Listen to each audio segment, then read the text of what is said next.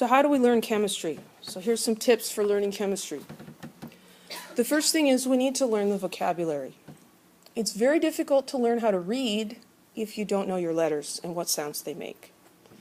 And so the vocabulary of chemistry is somewhat like that. You need to know what the words mean. Some of the words are used differently in everyday language than we use them in science. And some of the words are just new completely. So we do need to learn what those words mean. There's important information that just needs to be memorized.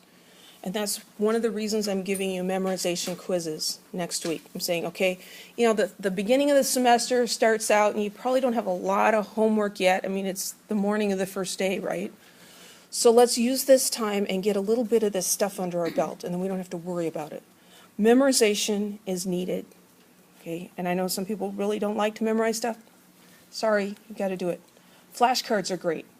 And there's flashcard apps you can get on your phone or just plain old index cards. Keep them in your pocket.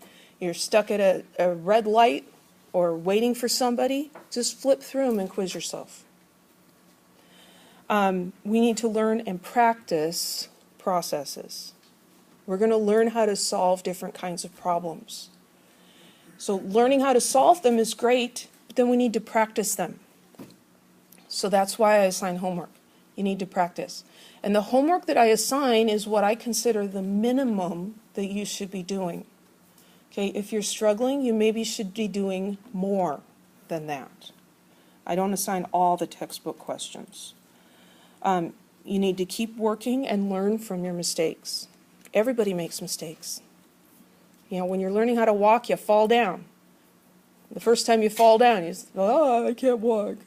No, you get up and you do it again. You try, maybe a little different. Trying the same thing over and over again is, you know, what they define insanity as.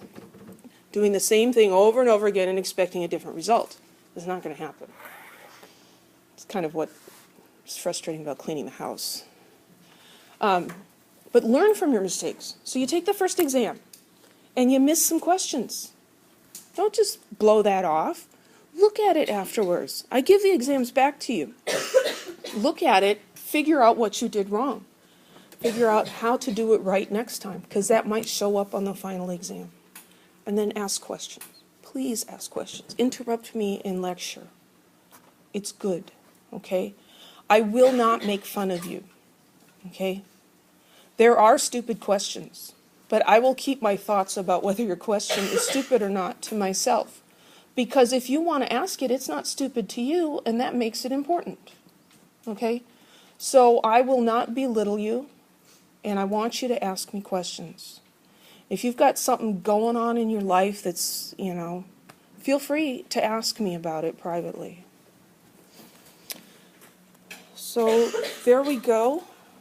We finished right on the nose. I'll see you on Wednesday.